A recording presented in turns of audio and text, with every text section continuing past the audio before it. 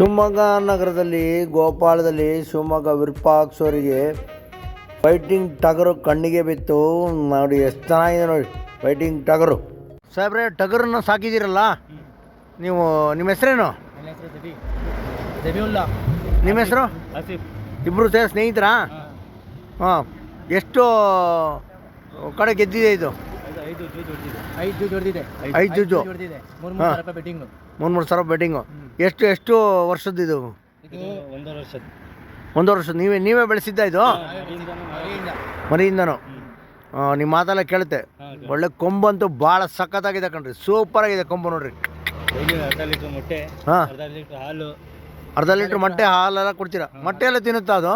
ಹಾಲಲ್ಲಿ ಮಿಕ್ಸ್ ಮಾಡಿ ಕೊಡ್ತೀವಿ, ನಾಟಿ ಮೊಟ್ಟೆ. ಹಾಂ, ಅದು ಕುಡಿಯುತ್ತೆ? ನಾವು ಕುಡಿಸ್ತೀವಿ. ಹಾಂ, ಒಳ್ಳೇದು ಆಗಲಿ. ಇನ್ನಷ್ಟು ಹುಳ್ಳಿಕಾಳು, ಓಹೋ ಹೋ, ಮತ್ತೆ ಗೋಡಂಬಿ, ದ್ರಾಕ್ಷಿ, ಓಹೋ ಅದೆಲ್ಲ ಹಾಕ್ತೀರಾ? ಬಾದಾಮಿ. ಓಕೆ, ಒಳ್ಳೇದು.